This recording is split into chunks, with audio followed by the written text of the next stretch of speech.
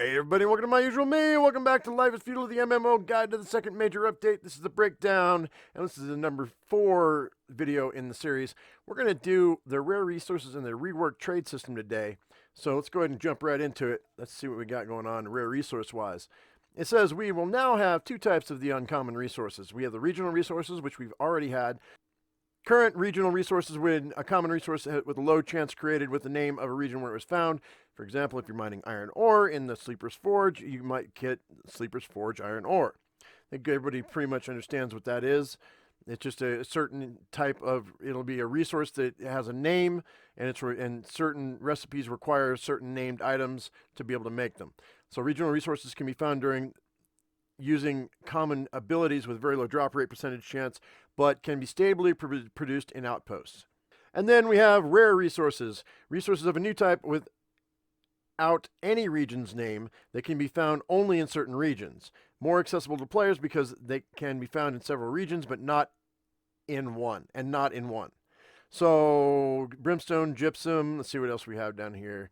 Amberwood, whitewood, rock salt, limestone, looks like sardines and pike, because these other 4 fish were already in the game.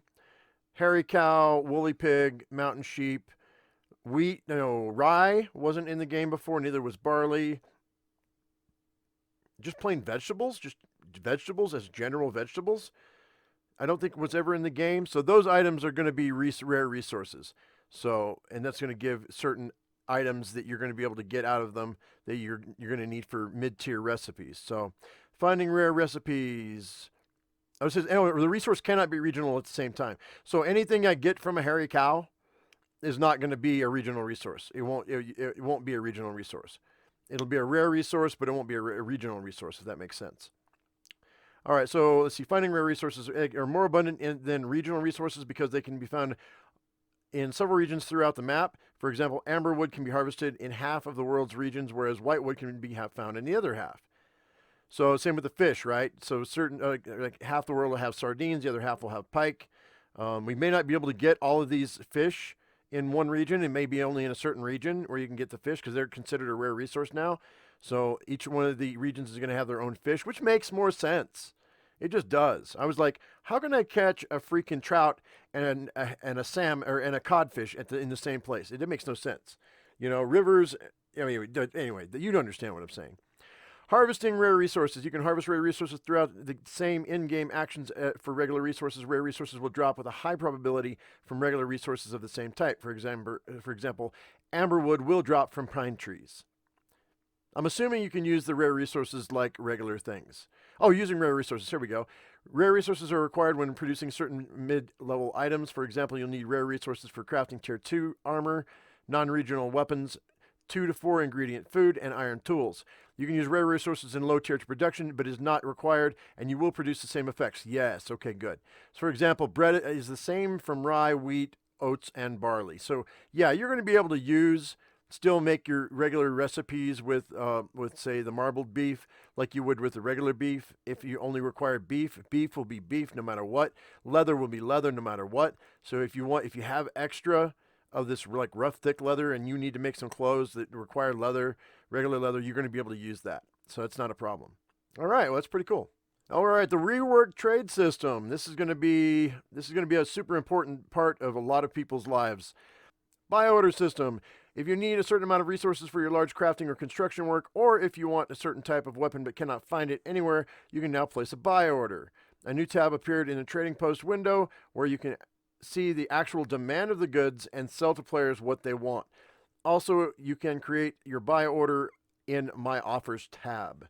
So you get to see the the supply and demand, guys. So you'll know what to make, so you can make the most money.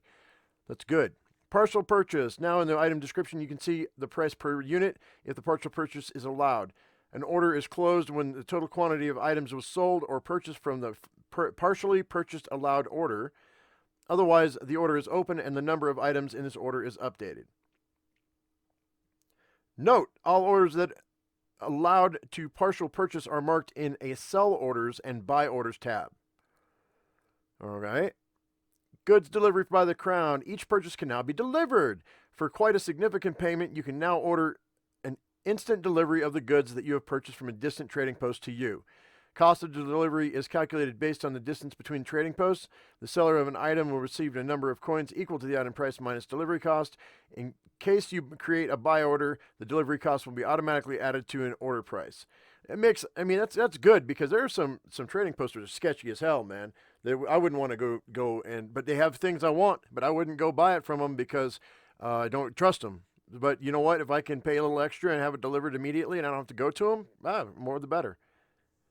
Interface of the trading window, reworked UI. We have redesigned most parts of the user interface windows and moved all the interface to a new web framework. Next, we will share information about the new trading post windows and tabs.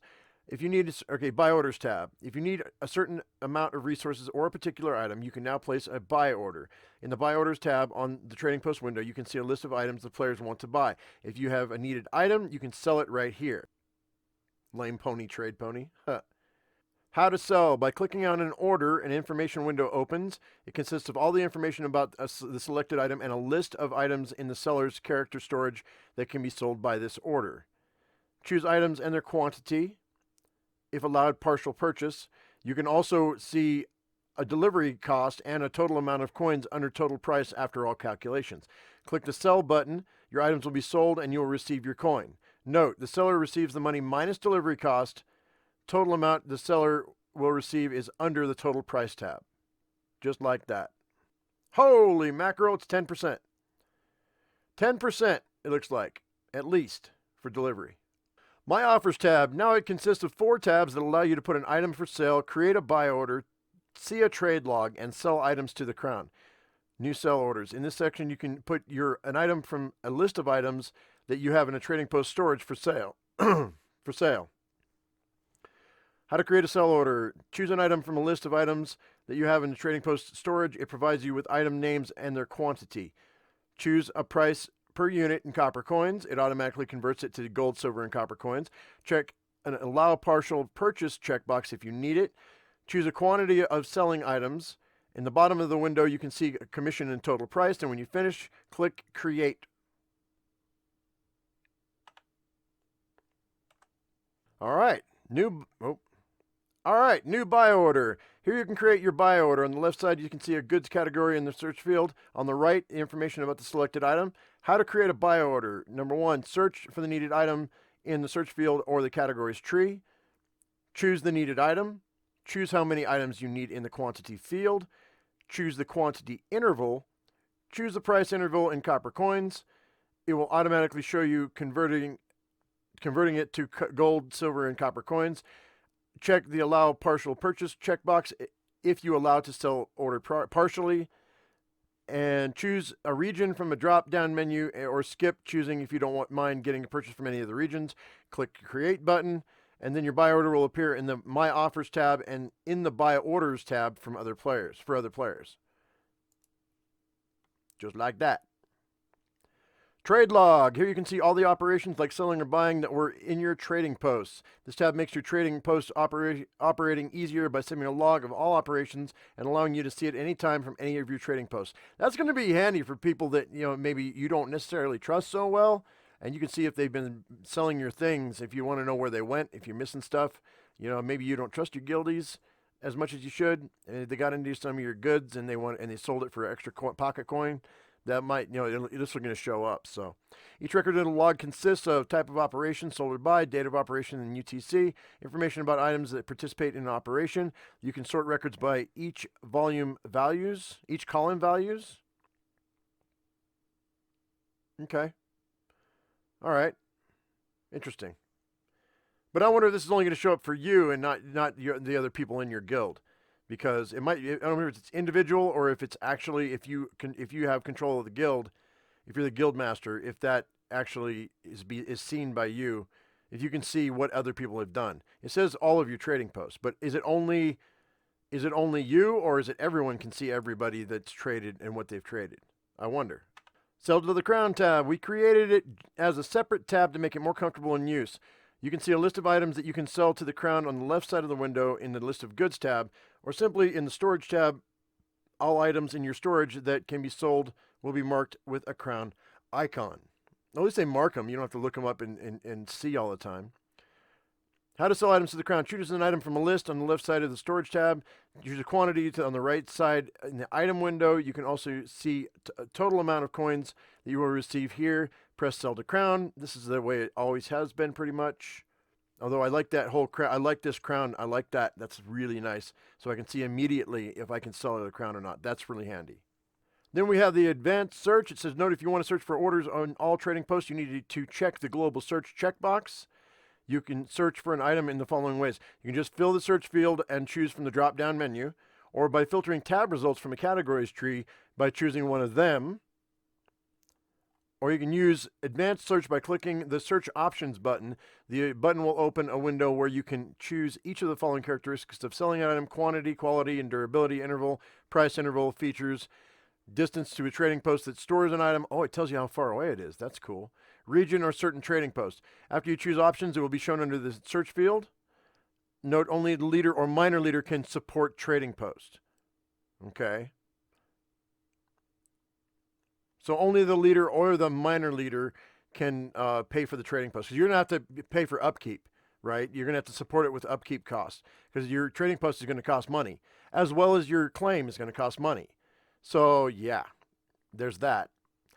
Alrighty, guys. Well, that's a rare resources and a reworked trade system. Hopefully, that was helpful to you. Hopefully, you can use that here tomorrow and the next day when you come into the game. I hope that was beneficial. If it was, give us a thumbs up. If you haven't subscribed, do that right now.